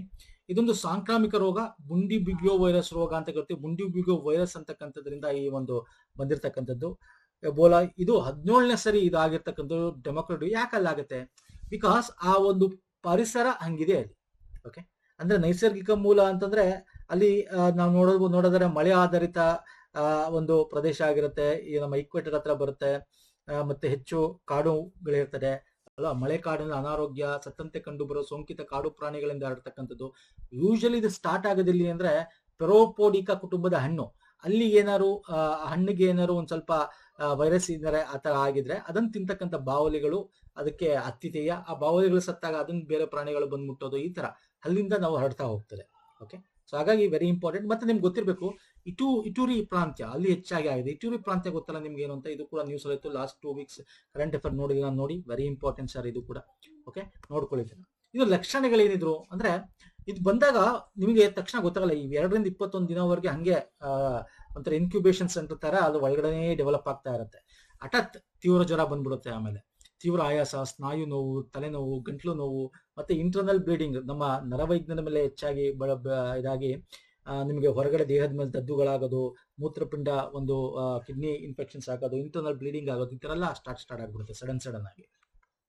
ಓಕೆ, ಇದು ಮನುಷ್ಯರಿಂದ ಮನುಷ್ಯರಿಗೆ ನೇರ ಸಂಪರ್ಕವಾಗಿ ಹರಡುತ್ತಾ, ಹರಡುತ್ತೆ. ನೇರ ಸಂಪರ್ಕ ಅಂದ್ರೆ ಸೋಂಕಿತ ವ್ಯಕ್ತಿಯ ರಕ್ತ, ಸಹಿಸುವಿಕೆ, ದೈಹಿಕ ದ್ರವಗಳೊಂದಿಗೆ ಏನಾದ್ರು ಆದಾಗ ಹರಡುತ್ತೆ. ಯಾಕಂತಂದ್ರೆ ಇದನ್ನ ಟ್ರೀಟ್ಮೆಂಟ್ ಮಾಡ್ತಿರ್ತಕ್ಕಂಥ ವೈದ್ಯಕೀಯ ಸಿಬ್ಬಂದಿಗಳು ಒಂದು 3-4 ಜನ ಸತ್ತೋಗಿದ್ದಾರೆ. ಎಲ್ಲಿ ಸರ್? ಡೆಮೊಕ್ರಾಟಿಕ್ ರಿಪಬ್ಲಿಕ್ ಆಫ್ ಕಾಂಗೋದಲ್ಲಿ. ಓಕೆ, ಅವರ ಹಾಸಿಗೆ, ಅವರು ಕಲುಷಿತ ಆಗಿರ್ತಕ್ಕಂಥ ಹಾಸಿಗೆ ಇದೆಲ್ಲ ಮಾಡ್ಬೇಕಾರೆ, ಹಾಗಾಗಿ ಸ್ವಲ್ಪ ಇದನ್ನ ಇಟ್ಕೊಂಡ್ ಮಾಡ್ಬೇಕು. ಇದನ್ನ ಎಕ್ಸಾಮ್ ಅಲ್ಲಿ ನಿಮಗೆ ಸೈನ್ಸ್ ಅಡಿಯಲ್ಲಿ ಕೇಳ್ತಾನೆ. ಎಬೋಲಾ ಬಗ್ಗೆ, ಅದರ ವೈರಸ್ ಬಗ್ಗೆ ಕೇಳ್ತಾನೆ, ಹೆಂಗ್ ಬರುತ್ತೆ ಅನ್ನೋದ್ರ ಬಗ್ಗೆ ಕೂಡ ಕೇಳ್ತಾನೆ. ನೆಕ್ಸ್ಟ್, ಭಾರತೀಯ ರಾಜಕೀಯಕ್ಕೆ ಸಂಬಂಧಪಟ್ಟಂತೆ ಒಂದು ಸುಗ್ರೀವಾಜ್ಞೆಯು ಯಾವುದೇ ಕೇಂದ್ರ ಕಾಯ್ದೆಯನ್ನು ತಿದ್ದುಪಡಿ ಮಾಡಬಹುದು. ಒಂದು ಸುಗ್ರೀವಾಜ್ಞೆಯು ಮೂಲಭೂತ ಹಕ್ಕನ್ನು ಸಂಕ್ಷೇಪಿಸಬಹುದು ಅಂದ್ರೆ ಒಂದು ರೀತಿ ಮಾರ್ಪಾಡು ಮಾಡಬಹುದು, ತಿದ್ದುಪಡಿ ಮಾಡಬಹುದು ಅಂತ ಹೇಳ್ತಾ ಇರ್ತಕ್ಕಂಥದ್ದು. ಒಂದು ಸುಗ್ರೀವಾಜ್ಞೆಯು ಹಿಂದಿನ ದಿನಾಂಕದಲ್ಲಿ ಜಾರಿಗೆ ಬರಬಹುದು. ಮೂಲಭೂತ ಹಕ್ಕನ್ನು ಚೇಂಜ್ ಮಾಡಬಹುದಾ ಸುಗ್ರೀವಾಜ್ಞೆ ಅಂತ ಕೇಳ್ತಾ ಇರೋದು. ಇಲ್ಲಿ ಸಂಕ್ಷೇಪಿಸಬಹುದು ಅಂದ್ರೆ ತಿದ್ದುಪಡಿ ಮಾಡಿ ಅದನ್ನ ರಿಪ್ಲೇಸ್ ಮಾಡಬಹುದು ಅಂತ. ಓಕೆ, ಬದಲಾಯಿಸಬಹುದು ಅಂತ ಅನ್ಕೋಣ. ಬದಲಾಯಿಸಬಹುದಾ? ಚಾನ್ಸೇ ಇಲ್ಲ. ಯಾಕೆ? ನಮ್ಮ ಕಾನೂನಲ್ಲೂ ಕೂಡ ಸುಗ್ರೀವಾಜ್ಞೆ ಎಂತದಕ್ಕೆ ಸುಗ್ರೀವಾಜ್ಞೆ? ಆರ್ಡಿನೆನ್ಸ್ ಅಂತ ಕರಿತೀವಿ. ಯಾವ್ದಕ್ಕೆ ಆರ್ಡಿನೆನ್ಸ್ ಮಾಡ್ತಾರೆ ಸ್ನೇಹಿತರೆ? ಯಾವಾಗ ಸಂಸತ್ತು ಅಧಿವೇಶನದಲ್ಲಿ ಇರಲ್ಲ, ಅವಾಗ ಕಾಯ್ದೆ ಮಾಡ್ಬೇಕು, ಆಗ ರಾಷ್ಟ್ರಪತಿಗಳ ಮುಖ ಸುಗ್ರೀವಾಜ್ಞೆ ಮಾಡಿಸ್ತಾರೆ ಸರ್ಕಾರ. ಸೊ ಆಪ್ಷನ್ 1 ಕರೆಕ್ಟ್, ಆಪ್ಷನ್ 3 ಅಷ್ಟೇ. ಹಿಂದಿನ ದಿನದಿಂದ ಎಫೆಕ್ಟ್ ಇಂದ ಕೂಡ ಸುಗ್ರೀವಾಜ್ಞೆ ಮಾಡಬಹುದು. ಇವತ್ತು ಸುಗ್ರೀವಾಜ್ಞೆ ಹೊರಡಿಸ್ತಾ ಇದ್ದಾರೆ ಸರ್, ರಾಷ್ಟ್ರಪತಿ ಹೊರಡಿಸಿದ್ದಾರೆ. ಅದು ಯಾವ್ದು ಎಫೆಕ್ಟಿವ್ ಫ್ರಮ್ ಬ್ಯಾಕ್ವರ್ಡ್ ಡೇಟ್ ಕೂಡ ನಡೀತದೆ. ಸೊ ಹಾಗೆ 1 and 3 is the right answer. Option 2 ತಪ್ಪು. ಯಾಕಂದ್ರೆ ಈವನ್ ಸಂಸತ್ತಿನಲ್ಲಿ ಏನು ಅವರು ಕಾಯ್ದೆ ಮಾಡ್ತಾರೆ, ಅಲ್ಲೂ ಕೂಡ ಮೂಲಭೂತ ಹಕ್ಕನ್ನ ಅವರು ಮಾರ್ಪಾಡು ಮಾಡಕ್ಕಾಗಲ್ಲ, ಅಂದ್ರೆ ಚೇಂಜ್ ಮಾಡಕ್ಕಾಗಲ್ಲ, ಬದಲಾಯಿಸಕ್ಕಾಗಲ್ಲ. ಯಾಕಂದ್ರೆ ಅದು ನಮ್ಮ ಮೂಲಭೂತ ಸಂರಚನೆ, ಬೇಸಿಕ್ ಸ್ಟ್ರಕ್ಚರ್ ಆಫ್ ಡಾಕ್ಟ್ರೈನ್ ಅಂತ ಕರಿತೀವಿ ಸಂವಿಧಾನದ್ದು. ಹಂಗಾಗಿ ಆಪ್ಷನ್ ತಪ್ಪು. ಯಾಕಂದ್ರೆ ಸುಗ್ರೀವಾಜ್ಞೆ ಎಂತದಕ್ಕೆ ಮಾಡ್ತಾರೆ? ಯಾವುದು ಕಾನೂನಾಗಿ ಮಾಡಬಹುದು ಅಂತದಕ್ಕೆ ಮಾತ್ರ ಸುಗ್ರೀವಾಜ್ಞೆ ಮಾಡಕ್ ಸಾಧ್ಯ. ಕಾನೂನವಾಗಿ ಯಾವ್ದನ್ನು ಮಾಡಕ್ ಸಾಧ್ಯವಿಲ್ಲ ಅಂತದಕ್ಕೆ ಸುಗ್ರೀವಾಜ್ಞೆ ಹೊರಡಕ್ ಸಾಧ್ಯವಿಲ್ಲ. ಅಂಡ್ ಸುಗ್ರೀವಾಜ್ಞೆ ಹೊಡೆದ ತಕ್ಷಣ ಅದು ಕಾನೂನು ಆಗ್ಬಿಡುತ್ತೆ ಅಂತಲ್ಲ, ನಿಮ್ಗೆ ಗೊತ್ತಿರಬೇಕು. ಅದು 123ನೇ ವಿಧಿಯ ಅಡಿ ಆ ಒಂದು ಸುಗ್ರೀವಾಜ್ಞೆ ಹೊರಡಿಸ್ತಾರೆ ರಾಷ್ಟ್ರಪತಿಗಳು. ಆ ಹೊರಡಿಸಿದ ನಂತರ ನೆಕ್ಸ್ಟ್ ಸಂಸತ್ ಯಾವಾಗ ಸೇರುತ್ತೆ, ಸಂಸತ್ತಿನ 2 ಸದನಗಳಲ್ಲಿ ಸೇರಿದಾಗ ಆ ಸುಗ್ರೀವಾಜ್ಞೆ ಮಂಡಿಸಿ 6 ವಾರಗಳಲ್ಲಿ, ಮರುಸಭೆ ಸೇರಿದ 6 ವಾರಗಳಲ್ಲಿ ಅಪ್ರೂವ್ ತಗೋಬೇಕು. ಈಗ ನೆಕ್ಸ್ಟ್ ನಮ್ಗೆ ವಿಂಟರ್ ಸೆಷನ್ ಬರುತ್ತೆ, ಚಳಿಗಾಲದ ಅಧಿವೇಶನ ಸಂಸತ್ನಲ್ಲಿ. ಆಗ ಸಂಸತ್ತು ಕಾಲ ಆದ್ಮೇಲೆ 6 ವಾರದ ಒಳಗೆ ಅಪ್ರೂವ್ ತಗೋಬೇಕು, ಇಲ್ಲಾಂದ್ರೆ ಸುಗ್ರೀವಾಜ್ಞೆ ಬಿದ್ದೋಗುತ್ತೆ. ಈಗ ಏನಕ್ಕೆ ಕ್ವಶನ್ ತಗೊಂಡೆ? ರಾಷ್ಟ್ರಪತಿಗಳು ಸುಪ್ರೀಂ ಕೋರ್ಟ್ ಜಡ್ಜ್ 34ರಿಂದ 38ಕ್ಕೆ ಅದರ ಒಂದು ಜಾಸ್ತಿ ನಂಬರ್ ಆಫ್ ಸೀಟ್ಸ್ ನ ಜಾಸ್ತಿ ಮಾಡಿದ್ದಾರೆ. ಅಂದ್ರೆ ಇನ್ನು 4 ಜನ ಎಕ್ಸ್ಟ್ರಾ ಮಾಡಿದ್ದಾರೆ. ಹಂಗಾಗಿ ಗೊತ್ತಿರಬೇಕು. ಇನ್ನು ಸುಗ್ರೀವಾಜ್ಞೆ ಇದು ಈ ಒಂದು ಸೀಟ್ ನ ಹೆಚ್ಚಿಗೆ ಮಾಡಿದ ಇದೇ ಫಸ್ಟ್ ಅಲ್ಲ. 2019 36 ಮಾಡಿದ್ರು. ಓಕೆ, ಸೊ ಈ ತರ ಇಲ್ಲಿ 121 ಸಬ್ ಕ್ಲಾಸ್ 1 ಹೇಳುತ್ತೆ ನಮ್ದು ಏನು ನಮ್ಮ ಒಂದು ಮೂಲಭೂತ ಒಂದು ಏನು ಸಂವಿಧಾನ ಇದೆಯಲ್ಲ, ಅವಾಗ ಸ್ಟಾರ್ಟಿಂಗ್ ಅಲ್ಲಿ 7 ಜನ ಇದ್ರು ಅಷ್ಟೇ, 7 ಮೆಂಬರ್ಸ್. ಅದನ್ನ ಅಮೆಂಡ್ ಮಾಡ್ಬೇಕು ಅಂದ್ರೆ ಸಂಸತ್ತಿನ ಕಾನೂನು ಪ್ರಕಾರ ಮಾಡಬಹುದು ಅಂತ 124 ಸಂವಿಧಾನ ಹೇಳುತ್ತೆ. ಓಕೆ, ನೋಡಿ ಇವೆಲ್ಲ ಗೊತ್ತಿರಬೇಕು. 123 ಏನ್ ಹೇಳುತ್ತೆ, 124 ಏನ್ ಹೇಳುತ್ತೆ. ಓಕೆ, ಅವೆಲ್ಲ ಕೂಡ ನಿಮಗೆ ಗೊತ್ತಿರಬೇಕು ಸ್ನೇಹಿತರೆ. ಓಕೆ, ನಾನು ಹೇಳ್ತಾ ಇದೀನಲ್ಲ, ದಿಸ್ ಇಸ್ ವೆರಿ ಇಂಪಾರ್ಟೆಂಟ್. ಇನ್ನು ಇದ್ರ ಬಗ್ಗೆ ನೋಡೋದಾದ್ರೆ ನೋಡಿ, ನಮ್ದಲ್ಲಿ 93,000 ಕೇಸ್ಗಳು ಹೆಚ್ಚಾಗಿ ಉಳಿದಿದೆ. ಹಾಗಾಗಿ ಇದೊಂದು ಜಾಸ್ತಿ ಮಾಡಲೇಬೇಕಾಗಿತ್ತು. ಸೊ ಹಂಗಾಗಿ ಮಾಡಿದ್ದಾರೆ, ಗೊತ್ತಿರಬೇಕು. ಇನ್ಕ್ಲೂಡಿಂಗ್ CGI, ಇದು ಇನ್ಕ್ಲೂಡಿಂಗ್ CGI ಸೇರಿ ಹೇಳ್ತಾ ಇರೋದು. ಇನ್ಕ್ಲೂಡಿಂಗ್ CGI, ಓಕೆ, ಮ್ಯಾಕ್ಸಿಮಮ್ 1950 ಸಂವಿಧಾನ ಬಂದ 7 ಇಂಥ ಪ್ರಶ್ನೆಗಳು ಬರ್ತವೆ. 2019ರಲ್ಲಿ 33 ಕೇಳಿಸಿದ್ರು, ಈಗ 26ರಲ್ಲಿ 37 ಕೇಳಿಸಿದ್ದಾರೆ. 33ರಿಂದ 37. ಓಕೆ, ನಾ ಇಲ್ಲಿ ಕೇಳಿರೋದು ordinance issued increase number of supreme court judges. ನಾನು ಇಲ್ಲಿ ಬಿಟ್ಟಿದ್ದೀನಿ, ಏನ್ ಬಿಟ್ಟಿದ್ದೀನಿ? CGI ಬಿಡಿ, ಬರೀ ಜಸ್ಟ್ ಸುಪ್ರೀಂ ಕೋರ್ಟ್ ಅಂತ ಕೇಳಿದ್ದೀನಿ. ಇನ್ಕ್ಲೂಡಿಂಗ್ CGI ಆದ್ರೆ ಇನ್ಕ್ಲೂಡಿಂಗ್ CGI ಅದು, ಇದು ಎಕ್ಸ್ಕ್ಲೂಡಿಂಗ್ ಅಲ್ವಾ? ಇಲ್ಲಿ ನೋಡಿ, ಇದು ಎಕ್ಸ್ಕ್ಲೂಡಿಂಗ್ CGI ನಾನು ಕೊಡ್ತಾ ಇರೋದು, ಇದು ಇನ್ಕ್ಲೂಡಿಂಗ್ CGI. ಸೊ ಕನ್ಫ್ಯೂಸ್ ಆಗ್ಬೇಡಿ, ಬೇಕಾದ್ರೆ ಎಕ್ಸಾಮ್ ಅಲ್ಲಿ ಹಿಂಗೆ ಕನ್ಫ್ಯೂಸ್ ಮಾಡ್ತಾನೆ. ಇಲ್ಲಿ ಕೊಡ್ತಾ ಇರೋದು CGI ಬಿಟ್ಟು ಇದು ಇರೋದು. ಓಕೆ, 7 + 1 10 + 1 ಇಲ್ಲಿ 37 + 1. ಅರ್ಥ ಆಗ್ತಿಲ್ಲ? Including CGI 38. Fine sir. Next ಬರ್ತದೆ ಸೌರ ಭಾರತ magnetosphere ionosphere link explorer mission, smile ಗೊತ್ತಿರಬೇಕು ಸರ್. ಸ್ಮೈಲ್ ಮಿಷನ್ ತುಂಬಾ ಇಂಪಾರ್ಟೆಂಟ್ ಮಿಷನ್ ಸ್ನೇಹಿತರೆ, ಇದು ಕೂಡ. ಓಕೆ, ಇದು ಯುರೋಪಿಯನ್ ಬಾಹ್ಯಾಕಾಶ ಸಂಸ್ಥೆ ಮತ್ತು ಚೈನಾ. ಓಕೆ, ನಾಸಾ ಅಲ್ಲ, ಚೈನಾ ಅದು. ಸೊ ಹಾಗಾಗಿ ಇದು ತಪ್ಪು. ಇದು ಸೌರ ಭಾರತ ಮತ್ತು ಭೂಮಿಯ ಕಾಂತಗೋಳದ ನಡುವಿನ ಪರಸ್ಪರ ಕ್ರಿಯೆಯನ್ನು ಅಧ್ಯಯನ ಮಾಡುವ ಗುರಿಯನ್ನು ಹೊಂದಿದೆ. ಹೌದು. ಏನಪ್ಪಾ ಇದು ಸೌರ ಭಾರತ ಅಂದ್ರೆ? ಸೋಲಾರ್ ವಿಂಡ್ಸ್ ಬರುತ್ತೆ, ಅಂದ್ರೆ ಸೋಲಾರ್ ಇಂದ ಬರ್ತಕ್ಕಂಥ ಅಲೆಗಳು ಅಂತ ಏನ್ ಕರಿತೀವಿ.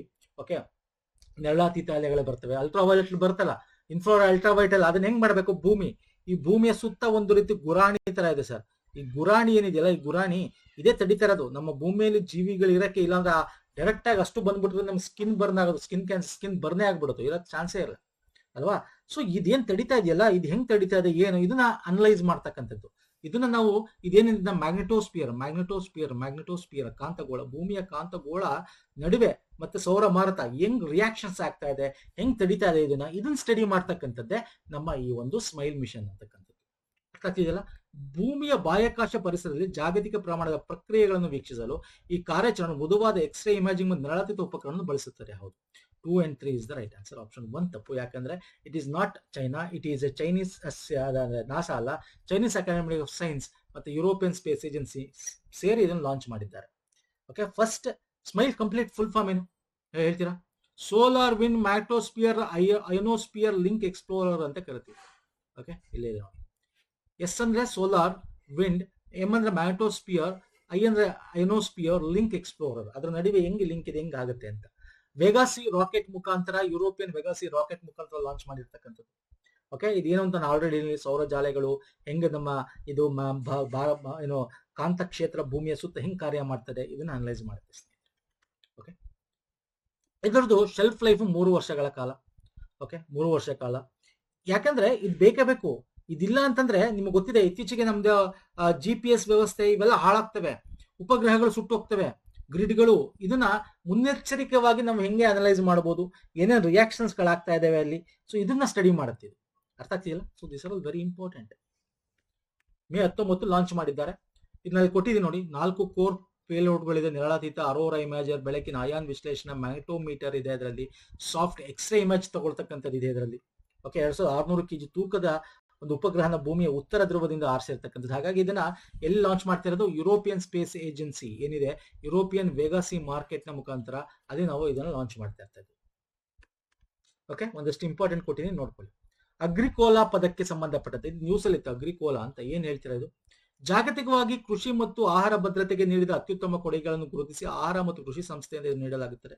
ಇದೊಂದು ಪ್ರಶಸ್ತಿ, ಪದಕ ಇದು. ಓಕೆ, ಒಂದು ಅವಾರ್ಡ್ ಇದು. Yes, this is correct. ಯಾರು ಆಹಾರ ಭದ್ರತೆ, ಫುಡ್ ಸೇಫ್ಟಿ, ಫುಡ್ ಸೆಕ್ಯೂರಿಟಿ ಸಂಬಂಧಪಟ್ಟಂತೆ ಒಳ್ಳೊಳ್ಳೆ ಯೋಜನೆಗಳು, ಒಳ್ಳೊಳ್ಳೆ ಇದನ್ನ ಮಾಡಿದ್ದಾರೆ ಅಂತವ್ರಿಗೆ ಕೊಡ್ತಾರೆ. ಈ ಪದಕವನ್ನು ಪಡೆದ ಮೊದಲ ಭಾರತೀಯ ನರೇಂದ್ರ ಮೋದಿ. ಕರೆಕ್ಟಾ? ತಪ್ಪು. ಇದನ್ನ ಮನಮೋಹನ್ ಸಿಂಗ್ ಕೊಟ್ಟಿದ್ದಾರೆ. ಮನಮೋಹನ ಸಿಂಗ್ ಅವ್ರಿಗೂ ಕೂಡ ಕೊಟ್ಟಿದ್ರು. ಹಂಗಾಗಿ ಈ ಆಪ್ಷನ್ ತಪ್ಪಾಗುತ್ತೆ. ಆಪ್ಷನ್ ಎ ಬಂದು ಮಾತ್ರ ಕರೆಕ್ಟ್ ಸ್ನೇಹಿತರೆ. ಓಕೆ, ಸೊ ಇದ್ರ ಬಗ್ಗೆ ಏನು ಹೆಚ್ಚಿಗೆ ಡಿಸ್ಕಸ್ ಮಾಡಂಗಿಲ್ಲ. ನಾನು ಹೇಳಿದೆ ಇದನ್ನ ಫುಡ್ ಸೇಫ್ಟಿ, ಫುಡ್ ರೆಗ್ಯುಲೇಷನ್ ಕೊಡ್ತಕ್ಕಂಥದ್ದು. ಈಗ ಇನ್ನೊಂದು ಪ್ರಶಸ್ತಿ ಬರ್ತೀನಿ, ಅಂತಾರಾಷ್ಟ್ರೀಯ ಬೂಕರ್ ಪ್ರಶಸ್ತಿ. ನೋಡಿ, ಲಾಸ್ಟ್ ಇಯರ್ 2025ರಲ್ಲಿ ಭಾನು ಮುಷ್ತಾಕ್ ಅವರಿಗೆ ಸಿಗಿತ್ತು. ಭಾನು ಮುಷ್ತಾಕ್ ಸರ್, ಹಾರ್ಟ್ ಲ್ಯಾಂಪ್ ಅಲ್ವಾ? ಯಾರು? ದೀಪಾ ಬಸ್ತಿ ಅದನ್ನ ಅನುವಾದ ಮಾಡಿದ್ರು. ಓಕೆ, ಎಲ್ಲಿ? UK ಅಲ್ಲಿ ಅನುವಾದ ಮಾಡಿರ್ಬೇಕು. ಅಲ್ಲೋ ಅನುವಾದ ಇಂಗ್ಲಿಷ್ಗೆ ಅನುವಾದ ಆಗಿರ್ಬೇಕು. ಅಂದ್ರೆ ಬೇರೆ ಭಾಷೆಯಲ್ಲಿ ಇರ್ತಕ್ಕಂಥದ್ದು ಇಂಗ್ಲಿಷ್ಗೆ ಅನುವಾದ ಮಾಡಿರ್ತಕ್ಕಂಥದ್ದಕ್ಕೆ ಈ ಪ್ರಶಸ್ತಿ ಕೊಡ್ತಾರೆ. ಮೂಲ ಲೇಖರು, ಅನುವಾದ ಲೇಖರು ಇಬ್ರು ಸೇರಿ ಈಕ್ವಲ್ ಆಗಿ ಹಂಚ್ತಾರೆ ಅದನ್ನ. ಓಕೆ, ಈ ವರ್ಷ ಏನಿದೆ, ಈ ವರ್ಷ ಯಾರು ಸಿಕ್ಕಿದೆ, ಏನಿದು ಅನ್ನೋದ್ರ ಬಗ್ಗೆ ನಾನು ಕೇಳಿದ್ದೀನಿ. ಇದನ್ನು ವಾರ್ಷಿಕವಾಗಿ ನೀಡಲಾಗುತ್ತೆ. ಹೌದು ಸರ್. ಇದನ್ನು ಇಂಗ್ಲಿಷ್ ಅನುವಾದಿಸಲಾದ UK ಅಥವಾ ಐರ್ಲೆಂಡ್ ಪ್ರಕಟವಾದ ಕೃತಿಗಳಿಗೆ ಕೊಡಲಾಗುತ್ತೆ. ಹೌದು ಸರ್. ವೆರಿ ಇಂಪಾರ್ಟೆಂಟ್ ಪಾಯಿಂಟ್ ಇದು. ಅಂತಾರಾಷ್ಟ್ರೀಯ ಬೂಕರ್ ಪ್ರಶಸ್ತಿಗೆ ಮೊದಲ ಭಾರತೀಯ ಗೀತಾಂಜಲಿ ಶ್ರೀ. ಹೌದಾ ಸರ್? 3 ಕರೆಕ್ಟಾ? ಎಸ್, 3 ಕರೆಕ್ಟ್ ಆಪ್ಷನ್ಸ್ ಇಲ್ಲಿ. ಓಕೆ, ಈ ವರ್ಷ ಯಾರಿಗೆ ಸಿಕ್ಕಿದೆ ಅಂದ್ರೆ ತೈವಾನ್. ಓಕೆ, ಯಾರು ಸರ್? ಫುಡ್ ಅಂಡ್ ಲವ್ ಅದ್ರ ಬಗ್ಗೆ ಬರ್ದಿರ್ತಕ್ಕಂಥ ಒಂದು ಇಂಪಾರ್ಟೆಂಟ್ ಆಗಿರ್ತಕ್ಕಂಥ ಕೃತಿಗೆ ಸಿಕ್ಕಿದೆ. ಯಾರವರು? The Taiwan's writer Yang Shuangjing. Okay, Taiwan travelogue ಅಂತ ಅದ್ರ ಹೆಸರು. ಅಂದ್ರೆ ಇಲ್ಲಿ ಟ್ರಾವೆಲ್ ಮಾಡ್ತಾರೆ ಸ್ನೇಹಿತರೆ. ಟ್ರಾವೆಲ್ ಮಾಡ್ತಾ ಮಾಡ್ತಾ ಫುಡ್ ಬಗ್ಗೆ ಎಕ್ಸ್ಪ್ಲೋರ್ ಮಾಡ್ತಾರೆ, ಫುಡ್ ಗಳನ್ನ ತಿಳಿಸ್ತಾರೆ, ಅದರ ಇತಿಹಾಸ ತಿಳಿಸ್ತಾರೆ, ಹೆಂಗ್ ಬಂತು ಅಂತ ತಿಳಿಸ್ತಾರೆ.